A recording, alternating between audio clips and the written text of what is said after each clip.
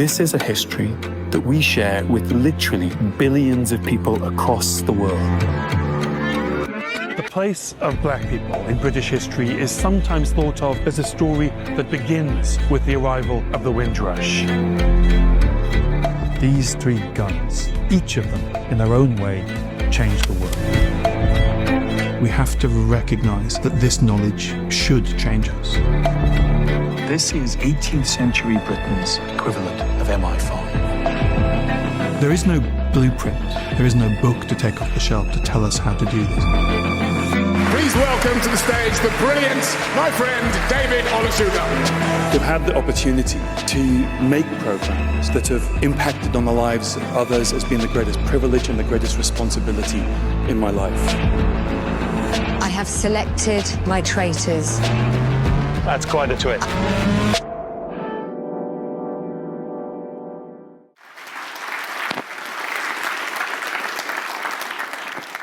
Thank you very much for that lovely introduction. I keep thinking that I'm the person with the fewest science qualifications ever to stand behind this desk. Forgive me. Well, thank you. Thank you for inviting me to speak. Thank you for inviting me to speak about a subject that I care so passionately about. I am, as David said, I'm best known probably for a series about the history of houses, or at least that was the case until I spent a few weeks earlier this year in a large house in Scotland being lied to by Alan Carr. My interest in the history of housing led me to study urban history for my master's degree, but that interest stemmed from the experiences of my youth. For much of my childhood, I lived in a large social housing estate in the town of Gateshead in the northeast of England, a place called St Cuthbert's Village. And when I look at the few grainy black and white photographs of that estate taken back in the 70s and 80s, they look like another world. A colleague of mine, looking at the screen on my computer, said it looked like the Khrushchevka, the Soviet blocks that were named after Nikita Khrushchev. In Britain, social housing like that was very often, and was the case for the estate I grew up on, a direct replacement for Victorian homes that were being cleared in the post-war years. Our estate was built in 1970. It consisted of 14 horizontal blocks. They were like tower blocks, but on their side, and it was officially known as a village. It was home to 3,500 people, constructed at a cost of £3.7 million, and it was the apotheosis of the borough architect Leslie Berry's idea of the urban village community. This concrete village with its own shops, its own village hall, was built on a series of Victorian terraces that had been demolished. One of them was called St Cuthbert's Terrace, and so the estate became St Cuthbert's Village. And within a few years of its official opening, design flaws and construction flaws became apparent. And 25 years after the opening, all but one of the blocks were demolished, including my childhood home. During the hottest weeks of the hottest 1970s summers, the foundations of those old Victorian terraces re-emerged. They became brown lines on our playing fields, like the ghostly traces of a community that had been disaggregated. Now, historians of housing would say that being brought up in Gateshead is in itself enough impetus to fire a lifetime's interest in the history of houses and planning. In his 1934 book, English Journey, J.B. Priestley came to Gateshead. He described it in the following terms. They used to build locomotives in Gateshead, he wrote. Very fine, very complicated, powerful locomotives. But they never seem to have had time to build a town. A place like this belongs to the pioneer age of industrialism. And unfortunately, the industry appears to be vanishing before the pioneers find themselves with time to make themselves comfortable. It is a frontier camp of bricks and mortar. He then started to get critical. The whole town appears to have been carefully planned by an enemy of the human race. With wonderful, although painful for the people of Gateshead, comic exaggeration, he followed that up by saying, insects can do better than this. It was not merely, he wrote, that the streets were mean and the houses wretched. It was the absence of any directing intelligence, any idea of order, any sense of proportion that was terrifying. The social housing I was brought up within was a direct replacement for those mean and wretched streets that so appalled Priestley in the Depression years of the 1930s. And among many of the failures of the estates built in the United Kingdom in the 60s and 70s was that they inadvertently ripped apart close, tight-knit communities. The connectedness that is part of the Forsyth report was largely invisible to city architects and planners. Broken shards of those communities were often transplanted to peripheral sites on the edges of city, far from amenities, far from family, far from familiar places and city centres. That lack of consultation, again, a central theme within this report, led to a failure of cultural comprehension. The significance of connection was largely invisible to them. The decline in civil society and in shared public spaces that we've seen in the first 25 years of this century risk exacerbating the ongoing impact of design flaws from earlier decades. As we learned from the report, 15% of Clarion residents describe being often or always lonely. Our estate was built literally on the site of the terraces it was designed to replace, and yet somehow the planners did manage to disaggregate any residual sense of community. But the most consequential faults were architectural and material. The glazing was badly fitted and inadequate. The revolutionary new heating system was too revolutionary and didn't work. And the prefabricated concrete, although worked in many places, in many parts of the world, was fitted in a way that inhibited ventilation in the internal and external walls, which led to damp and ill health. But the philosophy behind them was not flawed. As a student studying urban history, I researched my own former home, the estate I'd grown up with, and I encountered documents that overflowed with ambition and effort and instinctive belief in progress and a commitment to taking action to achieve that progress. I discovered that the playing fields in which I both played and both encountered nature, the trees I climbed and saw birds feeding their young in their nests, had not come about by accident. They had been very purposefully created by planners who believed in something. Long before the plans for the estate had been drafted, the town's Victorian housing stock had been examined and reports drafted. Inspectors had spent years cataloguing the long list of disrepair and determining how architecture might be used to improve the quality of life and hasten the flow of traffic and accentuate access to amenities and open spaces. They got a lot wrong, particularly materially and architecturally, but the confidence was real and admirable. And all of my frustration of the conditions I'd lived in collided with the ambition of the people who had designed and built those houses and thought about the policies that lay behind it. At times, there was an uncomfortably paternalistic tone to the language within some of those reports and papers. But more often, what was outlined was deliberative, generous, suffused with confidence and purpose and belief, exploring the history of my former home and the history of housing and social housing as a student was my induction into the tradition from which generations of people who have cared and created and maintained public housing came from, campaigners, politicians, and philanthropists like William Sutton, the man behind what is today Clarion. Their mission from the second half of the 19th century onwards had been to identify the ills of society of their respective ages and devise schemes of remediation, push forward practical projects to design and above all to construct homes that were at the centre of a bigger project of social improvement, homes that were affordable. And twice in recent history, both times after wars, those interventions were conducted at a vast and national scale by private builders, by charities, by the state, by housing associations, and again, by philanthropists. Twice in the previous century, the UK built housing en masse with that social purpose and with electoral necessity, not the only motivating force. That first great spurt of growth was a lot of what I studied as a student of urban history, after the First World War, when the political effort to address the worst of the Victorian slums and provide Britain with a housing stock that matched the wartime propaganda was begun by the Liberal government of David Lloyd George. On the campaign trail, just after the end of the First World War, Lloyd George spoke at the Grand Hotel in Wolverhampton.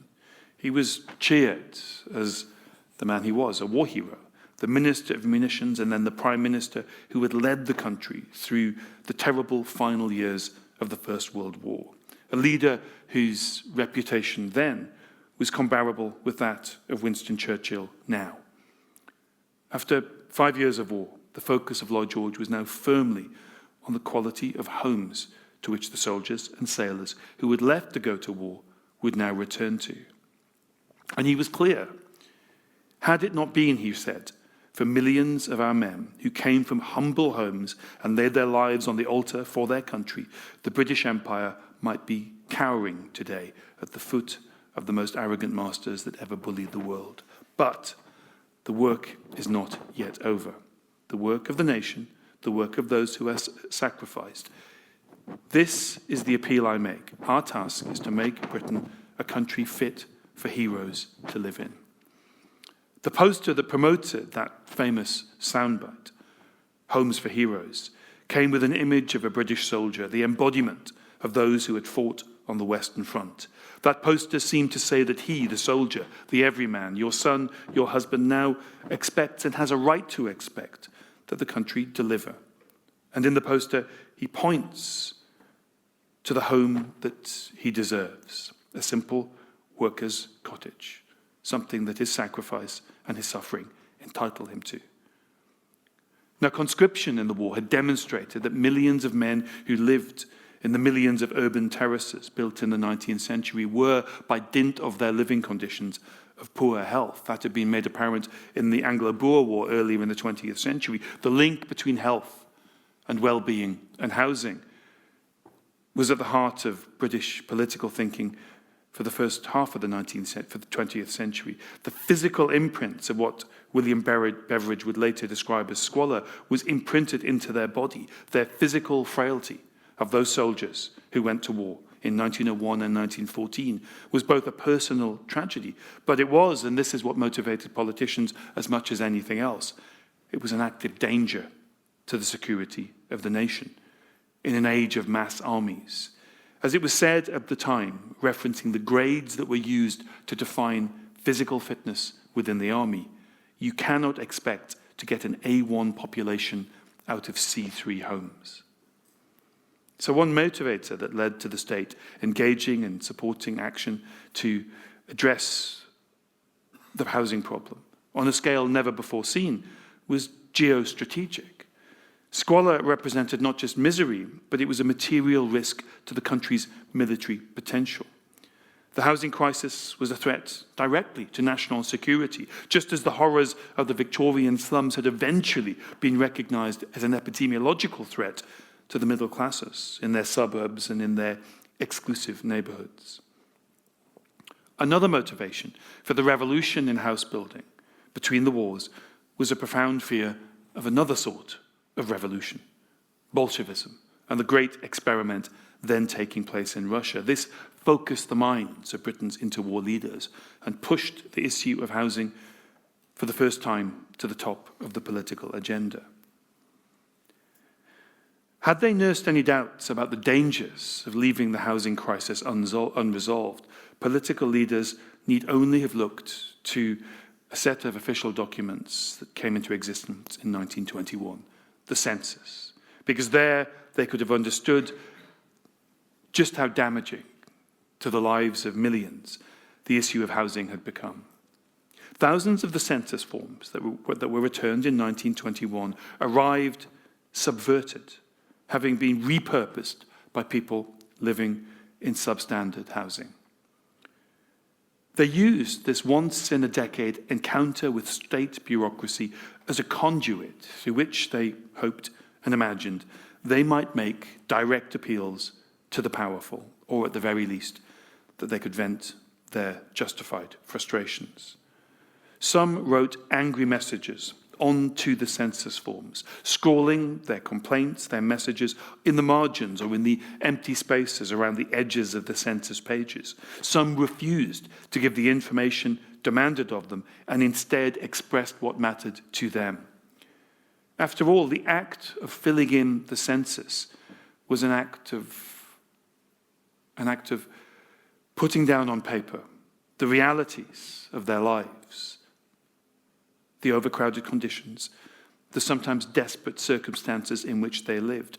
And some refused merely to enumerate the statistics of their suffering and their misery without commentating upon it and demanding change. For example, a man called James Bartley, living with his wife and 3 young children in a single room in a house in Hove, wrote on the census, "Stop talking about homes for heroes and start building some houses and let them at a rent a working man can afford to pay." Another man, Henry Burrow, living in Durham in the northeast, wrote on his census form an instruction to the Prime Minister. "Lloyd George is hereby requested to bring forth that land fit for heroes." He added, "It is the nation's duty to provide houses." And yet another man, Edwin Cooper, it was men as heads of households who were expected to fill in these forms, complained to the authorities that he was living in just one room for the 4 of us to sleep in. And he added with an understated tone, "Should be pleased if you could find me a house." In the 1920s, as in the 2020s, new homes were needed. Millions of young and millions of vulnerable people and vulnerable families were unable to find security, were unable to move to the next phases of their lives without an increase and an improvement in housing. And millions of homes in existence were in need of adaptation. Today, as the Foresight Report and the 5 Giants of Opportunity catalogue, the adaptations that we need today are required to address the coming effects of climate change, for example, hotter summers, especially in cities with their heat island effect. In the 1920s, millions of Victorian homes, built rapidly and cheaply, almost as homesteads on the industrial frontier, as J.B. Priestley had observed about Gateshead, were in need of modernizations for the interwar era. As an urban historian, I learned to decipher the landscape of our cities the way physical geographers decipher the natural landscape. And driving out of many British cities, you can see the phases of British housing on the landscape. You can leave a Georgian centre, drive through the Victorian terraces, and then pass through a zone of lower density interwar houses, those great ages of house building flowing one after another like the concentric rings within the trunk of a tree. The interwar housing in particular spans testimony to our capacity, when the risk of inaction is brought into the political calculus, to build desperately needed homes and to understand, as the finest politicians and philanthropists and campaigners of that era did, that the connection between housing and the other ills later identified by Beveridge are unquestionable and undoubted. The statistics are astonishing. 4 million new homes were built between 1919 and 1939, a third of all the houses then standing when Britain went to war a generation later. The failures of this period are legendary. Fewer than half a million social houses promised were built, but the scale of the ambition was astonishing. So even though it crashed into the economic crisis of the 1930s, it left its imprint on almost every British city. And after the Second World War, another government, this time a Labour government, sought to create its New Jerusalem from the wreckage of the Blitz. And that vision was given momentum by the report that has inspired the 5 Giants of Opportunity. It is an astonishing reality about the Beveridge report that 600,000 people went out to buy a government report. 2 versions of it were produced because the desire to read it was so astonishing. It was, by any criteria, a bestseller. And those hundreds of thousands of reports were read by millions of people who thrilled at Beveridge's plan to vanquish his 5 giants. And it was read as a manifesto for the future. It was a report on the present, but it was future-looking. And the Labour government's seemingly improbable landslide victory in the election of 1945 against the great national war hero, Winston Churchill, a victory that Churchill did not predict, was in large part a response to the fact that Labour had promised that once the war was over, it would implement Beveridge's ideas and govern in the spirit of the report. The formation of the National Health Service, as David said, has become the centrepiece in how we remember and how we think of those years and the formation, the origin story of the the welfare state. And it is sometimes forgotten that housing was a central plank and that housing, again as David said, and health were intertwined in the planning and in the delivery. It's also sometimes forgotten that the nation that did all of that was effectively bankrupt. Rationing continued for 9 years after the end of the Second World War. Britain in that period had to be financially bailed out by the United States. And yet, all of that ambition, not just the diagnosis and the identification of the five giants, but the huge program to address them and to slay them, drove the most famous government in British history. And central to Beveridge's report was his thinking on the interconnectedness of those five giants. The true significance of the report was he presented them as interconnecting evils. The social consequences of disease could not be addressed without understanding that low-quality housing and sanitation, defined by Beveridge as squalor, incubated that ill health, consigned millions to chronic illness. Likewise, squalor, housing, could only be addressed if idleness, unemployment were not permitted to return and ravage the post-war world as it had the 1930s. Today's report rightly and passionately makes the same clear case for interconnectedness or intersectionality that flows between the various elements of the polycrisis of the 2020s, but also the opportunity giants required for change. But what is arguably most striking and most distinctive about the crisis of the 21st century is that the positive thinking, the forward thinking, the utopian thinking is so often not coming from the state. Promised programs of building, as you know, have repeatedly failed to materialize. They've been stalled by a constellation of structural and political factors. And even the promises made with fanfare are often inadequate to meet the scale of our challenge. This is even before we factor in the climate crisis, affordability, the cost of living. Our current crisis in the 21st century has been met with a notable lack of vision comparable to that of earlier ages, which is why this report is so desperately needed and its forward-looking, forward-facing stance so important and so refreshing. And there is a tendency, which might be our greatest disadvantage in the 21st century, within government and within commentators and journalists, to present the challenges of the 21st century as they are unprecedented, and therefore, wrongly, as insurmountable. While the scale and scope of the climate emergency is unlike anything, any challenge humanity has faced, this strange ahistorical defeatism is, I would argue, our greatest danger. And we have to, again, remember, and historians have a role to play in this, that we have addressed previous polycrises at times when our economy was struggling, when our societies were disaggregated. In 1945, the economic winds were blowing in the wrong direction. In 1919, there were huge labour shortages. Whole sectors of the economy had been diverted to war production. Foreign markets had been lost. Supply chains that generated raw materials disrupted by the wartime economy. And yet, all of that vision, all of that action, the notion that the vastly more wealthy Britain of 2020, the notion that is regurgitated too often by politicians and by journalists, that Britain is incapable of action comparable to that executed by earlier Britons, is dangerous and preposterous. That tone of what it feels difficult to describe as anything other than defeatism, it seems to inhibit action and also justify inaction. The belief, often just below the surface, that we have reached some sort of historic impasse, that politics and action can no longer bring about change. That that seems to be a dangerous feature of our time. As this report demonstrates, the failure to understand the nature of the challenges and to understand the role that housing plays in it, to adapt and modernize existing houses, to invest in social housing, has removed the stable launchpad from which so many people rely and so many people have launched their family lives.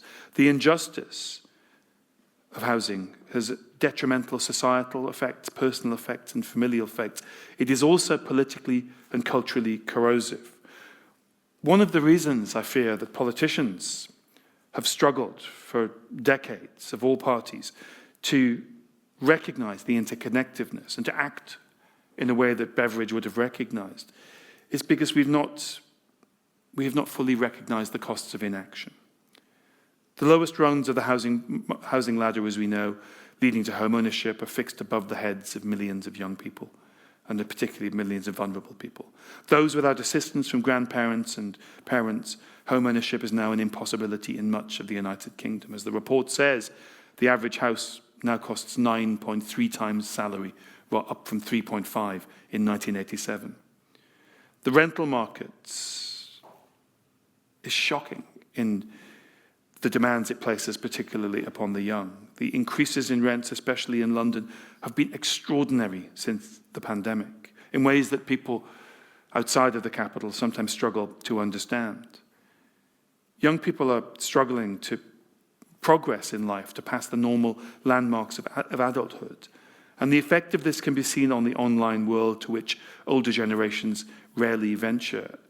As I argue with my friends who are politicians, they need to go there and see the messages and the memes that angrily compare the life chances and opportunities of earlier generations, of people to their parents and grandparents who lived in ages of greater housing justice and greater action on housing. The righteous and bitter sense of unfairness is palpable, but it is also rising in that world of messages and memes. Just like the census forms of 1921, they've been a place where a sense of grievance and a building of political momentum, motivated by housing injustice, can be felt. And where will that political momentum be directed, and who might potentially seek to exploit and mobilize it? There are multiple studies that demonstrate that the challenges around housing injustice, the lack of social housing in particular, is having political consequences. The think tank Onward conducted worrying news for the Conservative Party after the 2024 election. It showed that 8% of 18 to 24-year-olds were willing to vote for the world's oldest political party, and that, quote, inability to buy a home was a core driver in their rejection of that party. Another study said that 78% of young Britons blamed capitalism for Britain's housing crisis. 67% said they would like to live in a socialist economic system. A generation of young people are emerging who recognize not just that the proliferation of buy-to-let and the transfer of social housing built in the 20th century into the private sector has been profoundly unfair at a generational level.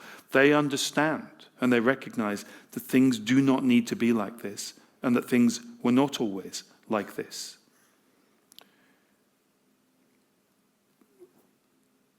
This leaves them vulnerable, many believe, to populist claims of easy answers and quick fixes delivered to a largely unregulated internet, the place to which they find most of their information, a place now being supercharged by LLM, artificial intelligence systems.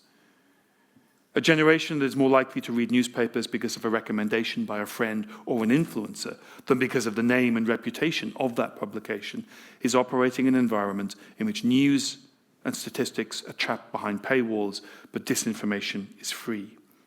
The political consequences of marginalizing the issue of housing, of calling it a housing crisis but not thinking of it or acting as if it were a housing crisis, leaving so much of the responsibility to the private, voluntary and charitable sectors, and lacking any comparable Beveridge moment, I think is increasingly becoming politically apparent. This report asks us to think more deeply and more radically about far more than just housing and the ways in which housing intersects with everything. The way we conceptualize housing even, its role and its function within society is called into question. The report asks us to engage in an urgent re-examination at a conceptual level.